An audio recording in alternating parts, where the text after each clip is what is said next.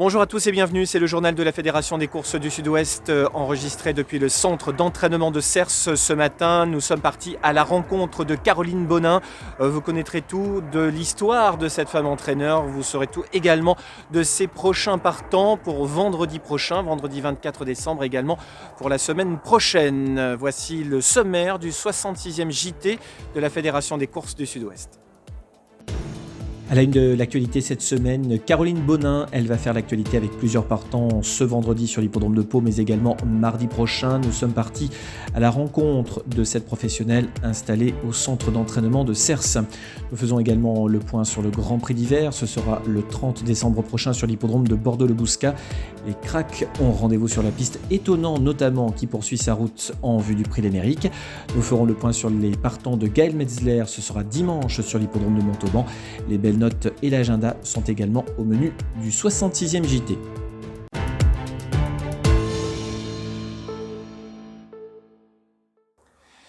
Une femme entraîneur va donc faire l'actualité en cette fin d'année, c'est Caroline Bonin. Nous sommes partis à sa rencontre ce jeudi matin. Elle nous dit tout également de ses prochains partants.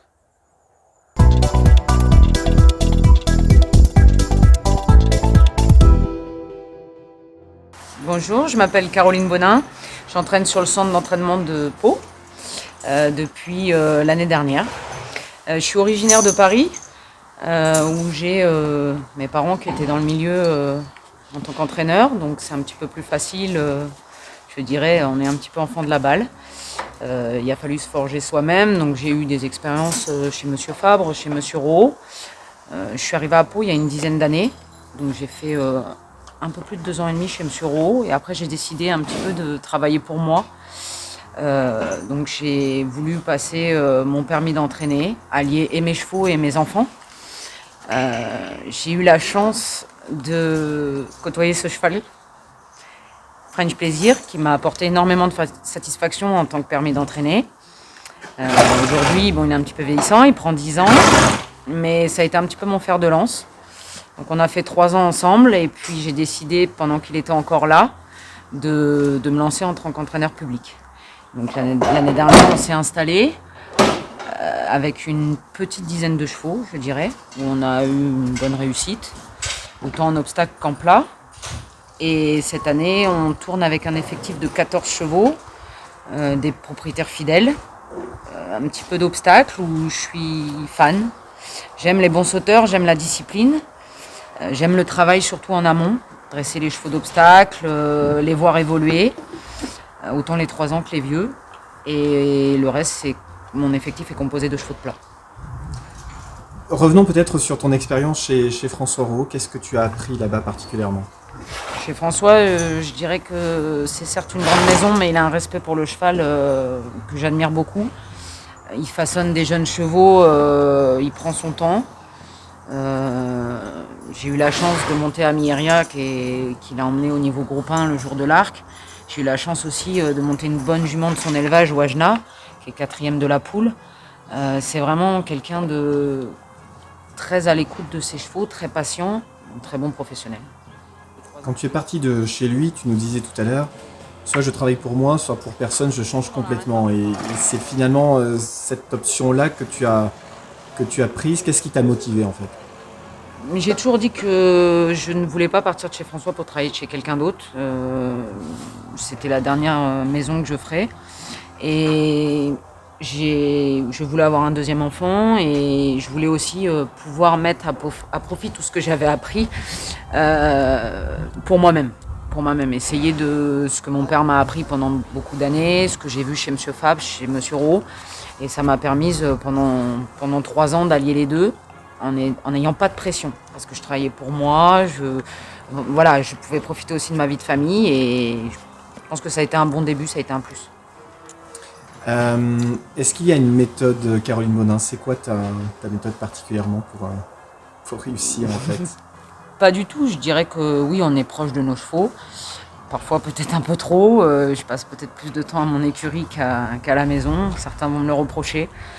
Après, on essaye de faire très attention à leur bien-être, à leur physique, les respecter, Mais après, quand ils sont bien, ils courent. Et je pense que j'ai des propriétaires qui sont à mon image aussi et qui justement aiment ce genre de choses et ce genre de méthode. C'est pour ça qu'ils sont chez moi à l'heure d'aujourd'hui. Tu as combien de chevaux à l'entraînement là cet hiver par exemple? Là, on est à 14. On a 2 yearlings qui sont rentrés, des nouveaux propriétaires. On en a d'autres qui vont venir. Et le reste, c'est que des chevaux à courir ou des chevaux à mécaniser, des 3 ans qui vont débuter sûrement cet hiver ou en début d'année. Et 2 chevaux d'obstacle pour le meeting. Alors, parle-nous un petit peu déjà des mois qui viennent de s'écouler, des résultats que tu as eus, des chevaux que tu as pu recevoir aussi dans tes box, parce qu'il y a quelques belles histoires aussi dans ces box-là. Oui, j'ai eu la chance de recevoir Temps du Rêve en tout début de carrière. Elle avait couru qu'une fois chez Monsieur de Monzé. Une jument a un physique pas facile. Elle est vraiment très légère, c'est une petite chose, très impulsive, qui a monté les échelons avec brio. Qui, je pense, l'année prochaine, on va essayer de lui faire gagner sa listed. Elle est 5e l'autre jour, un peu malheureuse. J'ai eu French, ça c'est indéniable. J'ai eu l'histoire de Gara qu'on nous a donné. Un chouette poulain qu'on aime bien, qui est très sérieux, très appliqué, qui fait tout ce qu'on lui demande, qu'on verra cet hiver à Pau. J'ai eu la chance d'avoir la Sparkler, qui est un très bon cheval d'obstacle et qui a complètement changé de discipline. À l'âge de 6 ans, on l'a débuté. On aime beaucoup ce cheval. Et après, j'ai acheté des réclamés qu'on façonne sur les obstacles ou prêts à courir. On essaye un petit peu de tout faire. Ce qui te motive véritablement, ce qui te plaît, c'est ça, ce sont les belles histoires justement, que tu façonnes tes chevaux, c'est ça un peu ta motivation? Oui, c'est le travail au quotidien, les voir évoluer, essayer de toujours faire mieux, essayer de trouver la petite chose ou ce qui va leur convenir pour être encore meilleur. Le moral, bien sûr, ça c'est une certitude. On reçoit beaucoup de chevaux, excusez-moi de dire, de 2e ou 3e couteau. Mais c'est ce qui me plaît et je préfère ça. J'ai pas de pression parce que on essaye de faire bien. Si on peut pas, on pourra peut-être pas faire mieux. Mais en attendant, ils nous le rendent. Je pense que tout cheval nous le rend. Tu parlais tout à l'heure d'un poulain qu'on vous a donné à toi et Clément. Et la particularité, c'est que ce poulain porte les couleurs de ta maman. J'imagine que c'était quelque chose d'important aussi pour toi. Oui, c'est quelque chose d'important.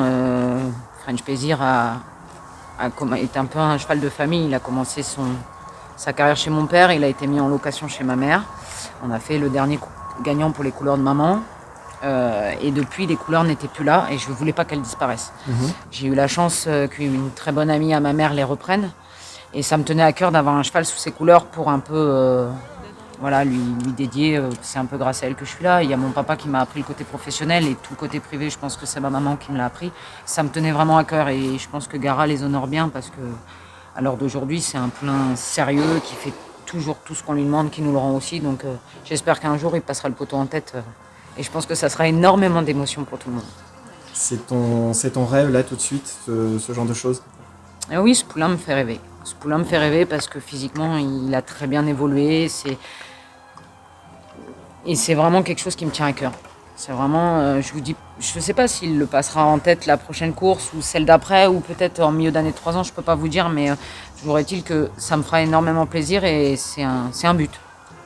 Pour l'année 2022, tu as un petit peu de visibilité sur ce que tu vas faire, l'effectif que tu vas avoir, des chevaux que tu vas éventuellement rentrer dans ton écurie? Oui, j'ai des jeunes chevaux à rentrer.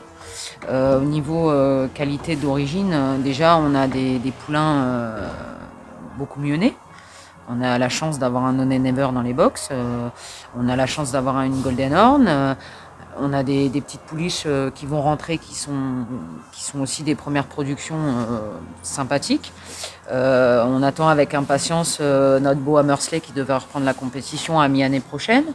Non, j'ai des chevaux, j'ai la chance d'avoir des chevaux sympas et il me tarde d'attaquer la saison 2022. Un mot sur Pau pour terminer, pourquoi Cers? Pour la qualité de vie.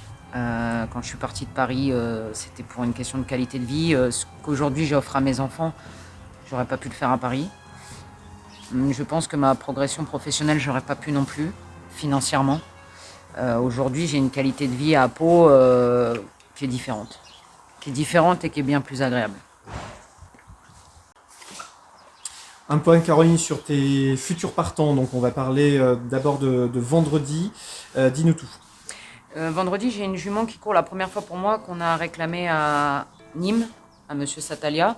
Une jument qui a toujours fait l'arrivée, qui est très honnête, une 3 ans. On la recourt en steeple, elle a débuté à Compiègne, elle est 6e, c'est une très bonne sauteuse. On a essayé de faire 2-3 petits réglages, de la calmer, de la mettre un petit peu à notre main, donc j'en attends une bonne performance. L'état du terrain, ça va lui convenir? Oui, c'est une jument qui va dans tous les terrains. Je pense que j'aurais préféré avoir un peu de pluie parce que je pense qu'elle va bien dans le lot. Mais on est plus là pour façonner et pour travailler un peu pour l'avenir que pour que vraiment préparer le meeting. On peut l'envisager pour une place, on va la regarder bien courir, c'est une course test. Oui, si je vais la monter un peu plus en retrait que ce qu'elle a été montée jusqu'à présent. Et je pense que cette jument-là, si vraiment elle comprend ce qu'on lui demande, elle va faire l'arrivée. Alors on passe à mardi maintenant. Mardi, j'ai ce 3 ans qui fait sa 2e course en haie, un ancien cheval de plat qu'on a mécanisé, qui s'y prend très bien. Très bon sauteur, il est second en débutant. J'en attends une vraie bonne performance. Là, il a travaillé ce matin, qu'est-ce qu'il a fait exactement? Ce matin, il a fait de la gymnastique. On a continué la séance de musculation comme avant les courses. J'aime bien les mettre une dernière fois dans l'arène pour plus faire attention à leur saut qu'à la vitesse. Un poulain qui a beaucoup d'action, le tracé palois devrait lui convenir? Oui, en digne fils d'Anodin, il a une très belle action, il a pris énormément de force et j'en attends vraiment une bonne performance. Faut le monter comment? Un petit peu offensif, non? Non, on aimerait bien qu'il soit monté plus sagement. La dernière fois, il a été monté un petit peu trop offensif parce qu'il débutait, on n'a pas voulu trop le contrarier. Là, on va lui mettre un bonnet, on va essayer de le monter un petit peu pour l'avenir, qu'il fasse un bon tour et demi off et qu'après il vienne finir. Parmi les autres chevaux que tu vas voir dans les jours qui viennent? J'ai un 2 ans que j'aime beaucoup, qui fait sa rentrée, qui vient d'être castré, qui vient de courir 2 fois cette année, 2 fois 5e très honnêtement. Tu me rappelles son nom? Gara. On en attend une bonne performance, mais c'est plus pour l'avenir. On a un poulain qui sera meilleur à 3 ans. Merci. La Société des courses de Pau a mis les petits plats dans les grands pour ce qui concerne la communication et notamment sur les réseaux sociaux. Florilège.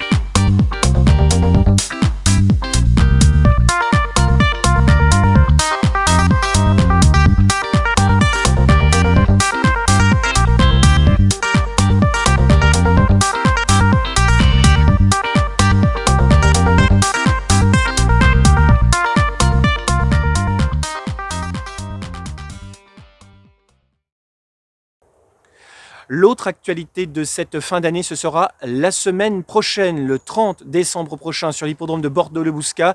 C'est le traditionnel Grand Prix d'hiver, remporté notamment en 2003 par la super championne Fanny Doll.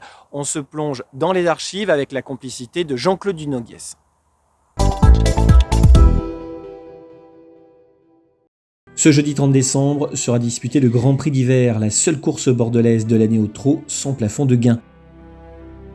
La course a été créée le 31 décembre 2003 pour fêter dans les nouvelles installations du Bouscat la championne Fanny Doll qui disputait, limite d'âge oblige, la 110e et dernière course de sa carrière.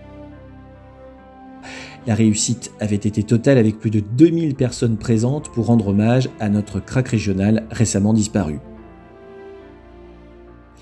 À l'arrivée d'une course palpitante, Fanny Doll s'impose malgré un handicap de 50 mètres, la seule à ce jour en devançant tout à la fin pour sa 43e victoire les deux cordeaux Indian Horse associés à Benoît Olicard, au sulky et Cobadilaire mené par son entraîneur-driver Dominique Cordeau. D'autres champions ont terminé leur carrière dans cette épreuve comme Ilster d'Espiens avec Jackie Trèche, 4e en trottant 1,14,8. Le record, c'était en 2006. Le chouchou d'Alain Millet, Noble Limousin en 2011 devant son club de supporters. En 2004, Gaudango avec les jumeaux Nicolas et Margot Brossard. Même pas 2 ans sur le dos pour un dernier tour de rond.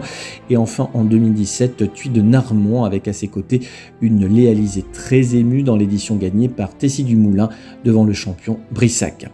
En égrénant le palmarès de l'épreuve, on retrouve des noms célèbres comme l'entraîneur bordelais Sébastien Garato, gagnant en 2012, ou les drivers Franck Nivard en 2008 avec Coolman Crown, Mathieu Abrivard en 2011 avec Peridodas Kama, Eric Raffin en 2012 avec Tsar Bazonet, François Lecagnou en 2014 et Mario Van de Verde en 2016 grâce à Shark Attack qui devance Brissac d'un nez. Sur le livre d'or, nous relevons les doublés de Tiger d'Hanover, entraîné par Stéphane Provost pour l'écurie d'Hanover en 2013 et 2014, et du driver Jean-Philippe Monclin, lauréat en 2015 et 2018 au sulky de Topaz de Landery et Chistou d'Irati. Qui pour succéder à BPAM en 2019 et Cap de Narmont qui l'ont passé s'imposa dans la réduction kilométrique de 1,12,6.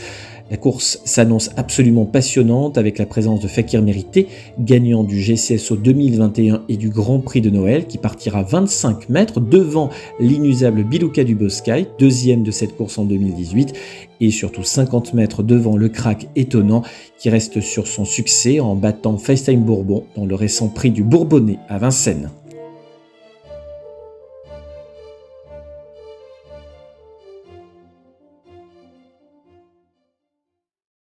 Tout de suite, c'est le retour aux courses.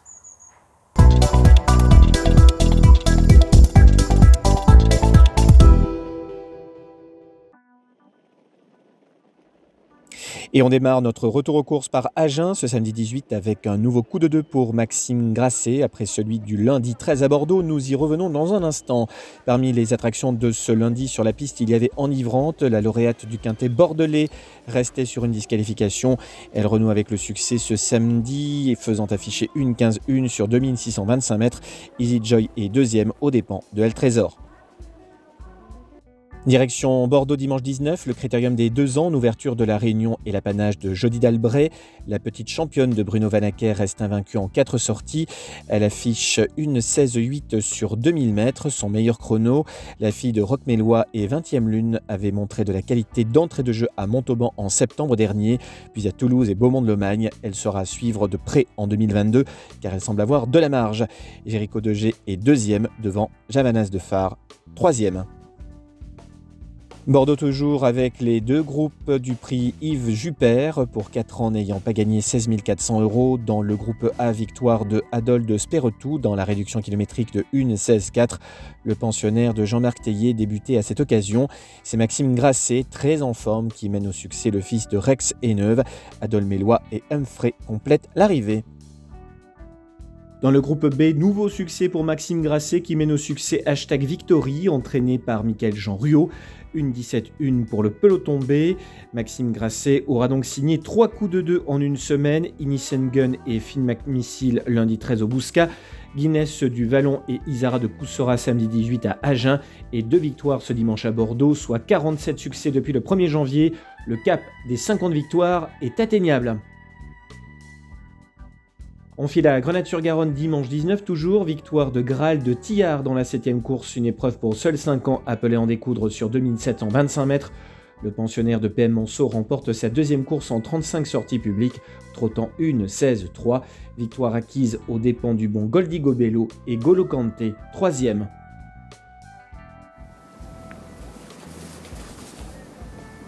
À Pau, dimanche 19, Gaëtan Mazur débloque le compteur en menant au succès Morgan Haas dans un steeple pour 3 ans inédit. Victoire acquise par 16 longueurs d'avance pour ce poulain qui comptait 3 bonnes sorties en haie.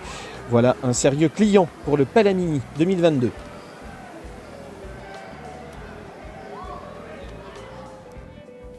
Enfin, dans le prix de Monin, pour poulain de 3 ans inédit, victoire de Diavolezza, entraîné par Daniela Mellet et monté par Romain Julio. Victoire acquise par 4 longueurs d'avance aux dépens de Dungar Van et Freelord d'Anjou, la bonne note de la course.